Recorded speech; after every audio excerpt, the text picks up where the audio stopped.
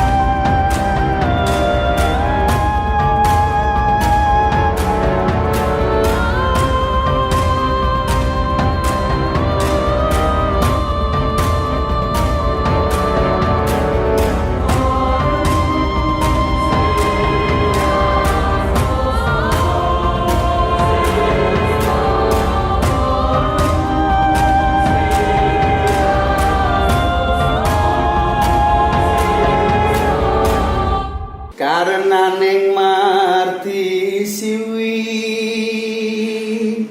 Yaitu dia pemirsa terkait Viti pada segmen kedua ini yang saya perkenalkan, yaitu adalah Mas Azi.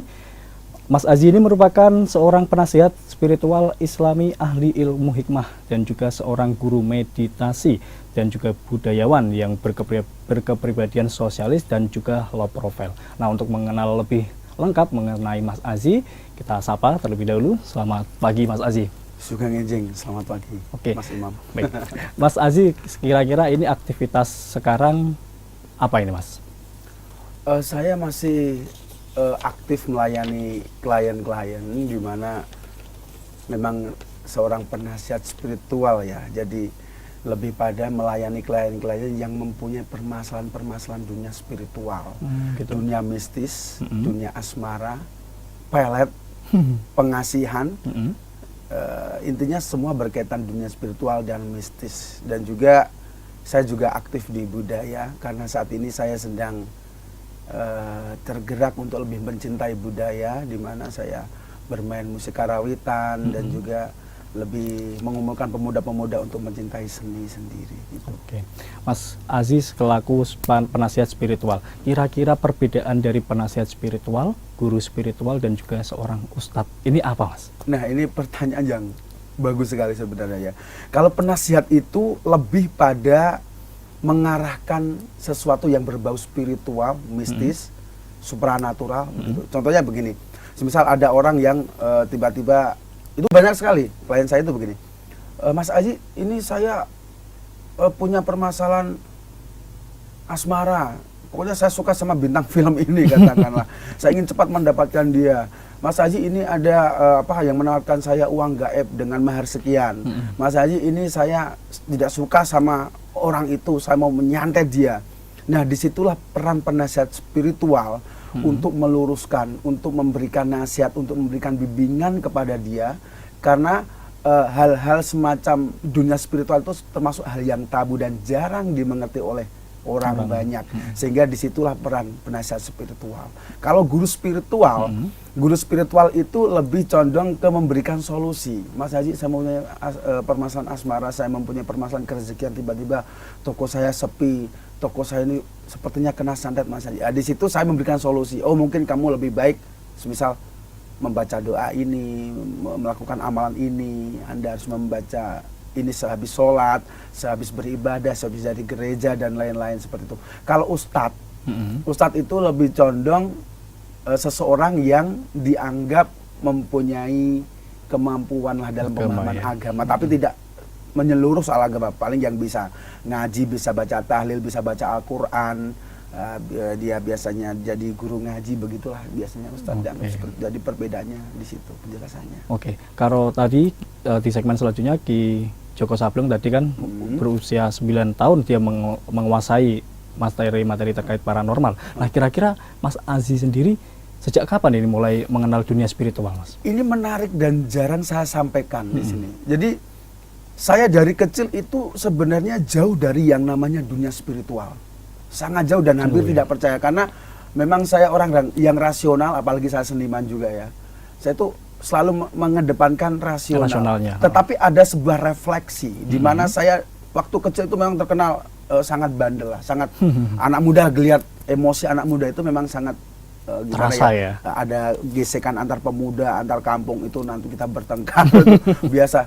Dan pada waktu itu mungkin kakek saya dari bapak saya, dari ayah saya itu mungkin melihat, oh, anak ini cucuku mungkin cocok tak kasih ini. Tiba-tiba saya dikasih habis asar kalau nggak salah. Saya habis sholat asar terus saya dikasih sabuk, tapi kebetulan tidak saya bawa. Gitu. Bawa sabuk udah kayak lama banget gitu, ada kayak perutol istilahnya ya, meritili kalau bahasa Jawanya. Nah, hampir remuk gitulah. Tapi masih ya di sini. Masih. Terus saya ada sama kelompok pemuda teman-teman saya itu ada permasalahan, ada gesekan pemuda antar kampung. Ada premannya situ marah-marah. Saya kan pakai itu. Terus saya datang, udah biar saya yang ngurusin. Langsung dia minta ampun sama saya gitu. Minta ampun sama, ini benar-benar fakta, saya tidak berbohong itu. Dan semenjak itu saya merasa itu ya refleksinya di situ. Di situ ya. Pasti ada kekuatan spiritual di sini begitu. Dan semenjak itu teman-teman ngomong kalau wah, kamu sakti, kamu ampuh begini. Kalau ada permasalahan-permasalahan, biasanya pemuda-pemuda di tempat saya itu, termasuk tetangga-tetangga atau orang tua itu larinya ke saya gitu. Dan di situ saya terbiasa dengan menasihati dan dimulailah dunia spiritual. Tapi gitu ya. itu umur berapa ya? Kalau nggak salah ya mungkin setelah SMP Sanawi lah. Mungkin berapa itu? 13, 14, 15 ya mungkin. Antara itu ya. Itu, Oke. Nah, di dunia sosial media juga Mas Azi ini kan banyak juga menolong orang, nah kira-kira. Nah, kira-kira banyak permasalahan yang banyak diajukan atau diberikan kepada Mas Azi itu seperti apa Mas masalahnya? Menurut prosentase pribadi saya itu saat ini yang banyak sekali curhat masalah ekonomi. Ekonomi ya. Ya itu karena tidak bisa dipungkiri ya, di masa pandemi corona ini tuh sangat memberikan dampak yang sangat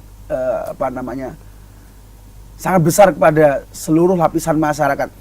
Tetapi kadang orang yang tidak punya logika, nah itu disitulah peran penasihat spiritual. Jadi dia merasa saat ini siapa di sini yang tidak merasa terdampak dengan corona? Pasti terdampak. Sepi, dia sepi, jualannya sepi. Kemudian, Mas ini saya sepi, mungkin saya disandat orang di depan situ, mungkin saya disandat saingan saya di samping. Itu dia tidak begitu menggunakan logikanya. Tetapi memang ada beberapa orang yang benar-benar punya saingan bisnis, apalagi bisnisnya besar ya. Jadi lawan bisnisnya itu menggunakan jasa orang pintar untuk mengirim energi negatif kepada klien-klien saya. Tetapi itu tidak saya tidak saya simpulkan. Kalau ada klien nelpon, Mas ini saya punya kena. Iya, kamu kena santet, enggak seperti itu. Tetapi saya telusuri dulu, saya lihat dulu, saya lihat tempat usahamu seperti apa, kirim fotonya, kirim videonya. Kamu kirim foto kamu, nama lengkap kamu, nama ayah kamu, alamat kamu di mana. Dah di situ baru saya meditasi sebentar, kemudian saya istilahnya terawang lah kalau orang Jawa itu. Oh ini benar-benar kena santet asli, kalau ini tidak. Di situ nanti saya arahkan, kamu mengamalkan ini atau kamu punya pegangan ini. Kalau dia memang orang yang mantap punya pegangan. Tetapi kalau orang yang memang sebenarnya terdampak corona tetapi dia merasa disantet itu, ya juga saya arahkan ke hal yang lain dengan cara saya sendiri. Oke, baik. Nah kira-kira dari segi ilmu ekonomi dan juga pelarisan, ini yang saya mau tanyakan ini terkait dari mungkin ada orang yang beranggapan bahwa di warung sana rame, mungkin ada jin yang suka meludahi ataupun mungkin saat duduk didampingi sama sejenis jin yang lain untuk makannya lebih enak atau lebih lahap. Nah kira-kira benar tidak Mas seperti itu Mas? Itu sangat benar sekali. Jadi dunia hitam maksudnya ilmu pengasihan hitam itu pasti ada kaitannya, ada istilahnya, ada khodam lah, ada makhluk halus yang membantu untuk melariskan dagangan siapa yang mengambil pelarisan hitam itu. Jadi sepengetahuan saya memang makanan-makanan orang yang mengambil pesugihan hitam itu memang diludahi oleh jin. Gitu ya. Terus ada ada yang bertugas meludahi, ada juga yang bertugas untuk menarik pembeli. Jadi misal Mas ini lewat, Ya. sebenarnya ya masih kenyang-kenyang saja, tetapi ketika ada tempat makan yang ada maksudnya dia mengambil jasa pesugihan hitam itu, Masnya tuh tiba-tiba itu pengen belok aja gitu loh. Dan disitulah peran jin tadi, belok gitu. Ada bisikan. Walaupun saya nggak dengar bisikan, tetapi mereka itu masuk ke dalam otak begitu. Oh, gitu ya. Dan orang-orang tertentu yang terkena itu. Kalau orang yang mudah dibisiki adalah orang yang sebenarnya ya mas beribadah lah, mas mengamalkan hal yang baik, dan biasanya orang-orang yang suka-suka maksiat begitu itu mudah sekali. Dan begitu, dan memang benar adanya jin di situ mempunyai peran besar terhadap jualan orang yang mengambil pesugihan hitam. Kira-kira ciri-ciri dari mungkin tempat yang seperti itu apa ya, Mas? Sebenarnya ada banyak sekali, tetapi ini saya lebih sampaikan yang inti-inti saja. Biasanya itu kalau dimakan di tempat tersebut itu enak, tetapi kalau dibawa pulang nggak enak. Gitu ya. Itu ya. Terus di situ sering ada hewan-hewan aneh. Seperti? Iya, seperti kayak ada kalajengking, ada kayak apa namanya, ada kayak ulet begitu. Itu kalau yang sedikit paham ya, sedikit apa namanya, rasa dia itu istilahnya apa, landep itu apa ya istilahnya, tajam lah, tajam begitu. Terus betah di situ, betah di tempat makan tersebut. Misal ini contoh tempat makan loh. Jadi dia tuh betah di situ. Terus ada banyak lagi lah, kurang lebih seperti itulah. Oke. Nah, kira-kira kita sebagai konsumen lah, kalau melihat ataupun berada di tempat-tempat yang seperti itu, kira-kira sikap yang sebaik kita lakukan seperti apa, Mas? Kita kalau dari segi orang awam ya, maka dari itu Islam itu sangat indah loh. Jadi sebelum makan itu berdoa dulu. Kalau dalam Kristen itu kan memang itu ada saudara saya itu kalau berdoa, Tuhan saya mau makan, berkatilah saya. Kalau dalam Islam kan kalau lupa sampai kita makan terus kita lupa berdoa, baca saja Bismillahi awaluhu akhiruhu, dengan menyebut menyebut nama Allah dari awal sampai akhir. Tapi kalau ingat sebelum makan memang berdoa, Allahumma barik lana fima razaqtana wa qina adzabannar. Berkatilah kami. Jadi semoga berkah apa yang kita makan begitu. Jadi insya Allah dengan membaca itu saja, apalagi ada tambahan la haula wala quwata illa billahil aliyil azim, a'udzubillahi minasyaitonir rajim, bismillahirrahmanirrahim, Allahumma barik lana sampai akhir. Insya Allah walaupun itu ada terkait energi dengan ilmu hitam, insya Allah dengan bacaan kita insya Allah itu akan menetralisir energi-energi hitam. Oke. Nah, bagi pelaku yang memberikan atau mempunyai ilmu-ilmu hitam seperti itu, kira-kira ada tidak Mas efek-efeknya, mungkin jangka pendek ataupun jangka panjangnya, Mas? Semua pengasihan ilmu hitam itu pasti ada kontraknya. Itu pasti ada yang 10 tahun, ada yang 20 tahun. Otomatis masa aktif seperti nomor HP ya itu ada mahar-mahar tertentu. Ada mahar-mahar tertentu dalam arti kalau 10 tahun ya maharnya 500 juta katakanlah. Kalau 10 tahun 1 miliar dan lain, ada seperti itu. Dan nanti ada efek yang kurang baik di mana pesugihan hitam itu sama dengan mengambil kerezekian dari anak turunnya sampai 7 turunan. Ini pertanyaan terakhir, terkait dari masa pandemi seperti ini, ekonomi juga semakin berantakan mungkin ya, di sana sini tidak pastilah. Nah, kira-kira saran dari Mas Aziz sendiri untuk para pelaku ekonomi supaya ekonominya tetap berjalan di masa pandemi ini seperti apa, Mas? Ya, ini pertanyaan yang sangat bagus sekali ya. Ini pengalaman pribadi saya. Saya itu lebih condong saat ini, klien-klien saya itu saya arahkan ke jasa. Ini contoh kecil. Jasa cuci sepatu. Itu pasti gak kepikiran loh. Iya, benar. Jasa cuci sepatu, jasa cuci helm, bahkan saat ini musim hujan. Buat motor ya? Motor, jasa cuci jas hujan. Jadi sebenarnya itu banyak peluang ekonomi, peluang jasa di sekitar kita itu yang tidak kepikiran. Karena apa? Mayoritas orang itu berpikir ya jualan makanan. Ya benar, jualan makanan bisa, jualan makanan itu bisa, jualan minuman juga bisa. Tetapi untuk melihat peluang ekonomi kita itu harus berpikir yang kritis dan jeli. Karena apa?